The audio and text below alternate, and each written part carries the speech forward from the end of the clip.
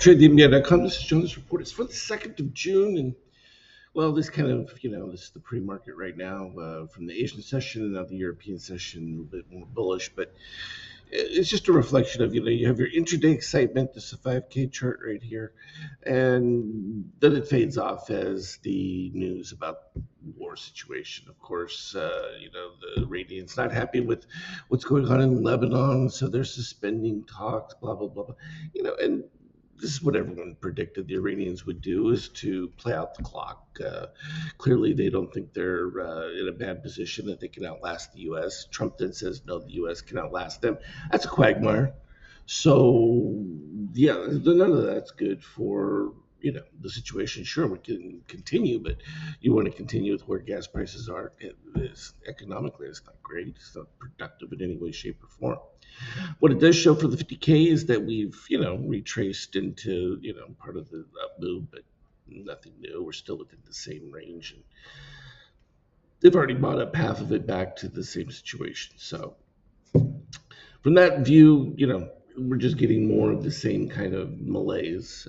Basically, this is a slow upward tilt because you're still devaluing.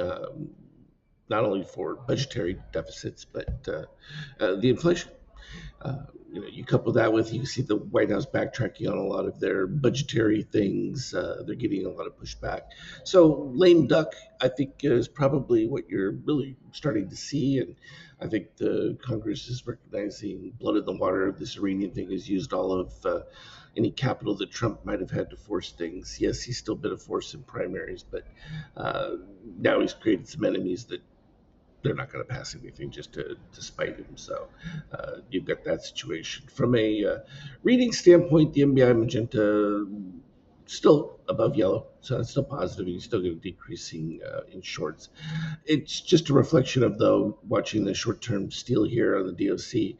You dip below the negative 13.5, you're going to get weakness. The heading lower there, it's still bullish overall, but you're also dangerously close down to a DOC spread, which is cyan moving over red.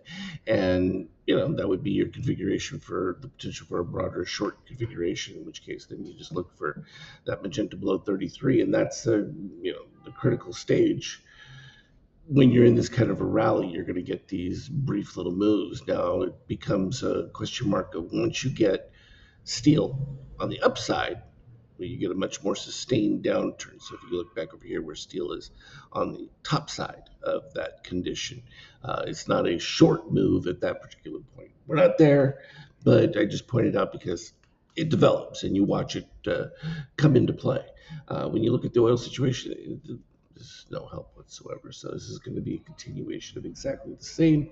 And, fine, the U.S. can adapt to it to some degree, but it's a cost for everything, and that becomes cumulative over time. They're still trying to pull out reserves because they still can't meet the net balance. So from the Iranian point of view, they figure sometime in July the U.S. will have exhausted its potential, because you can only go so far in removing your oil from the reserves, and then it becomes too much. So this is one of those, they feel, forced capitulation. So nothing's going to happen until then. Everything else is just talk. So you're either going to start bombing again, which clearly doesn't look to be of any value. So yeah, it's when you start playing that through the economy is really what we're talking about. It's not about a political situation at this particular point, because it becomes an economic reality.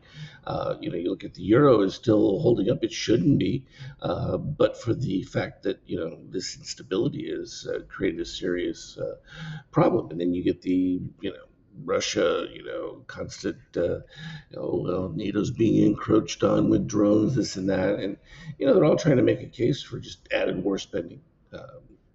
Does that do anything other than drive gold up? It will start to drive gold up.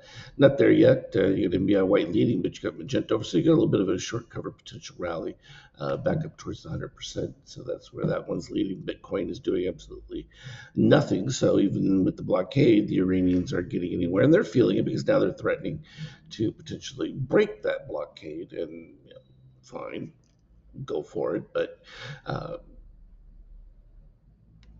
basically, the end result becomes you're running low on time, and If people think that things are just going to continue as they are, they're mistaken. It's just not going to work out that way. And, uh, that's where the rubber meets the road. You're going to have some kind of break in the situation, and the market is going to react to that. And as it is currently, it's going to be negative because even if you've got peace now, what's your benefit? You're going to see this ripple through the rest of the year. So it's already done as far as that goes. From food costs, everything else that'll start hitting later on as the harvests come in. Those are secondary, knock-on effects of all of this that's built in. It's not to be gloom or doom. It's just to say, hey, you need to be prepared that while yes, you're getting this rise up, this is about inflation, and this is where they always get the whole PE thing wrong because they just don't account for that devaluation aspect of it.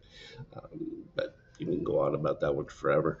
So it's just be prepared. This is one of those where you're not long until the end of time here.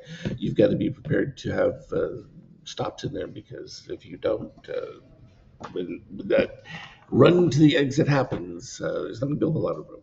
So that's the long and the short of it for now. Great way to start the day. Anything relevant, I'll put on the team chat. Have a good one. Trade well.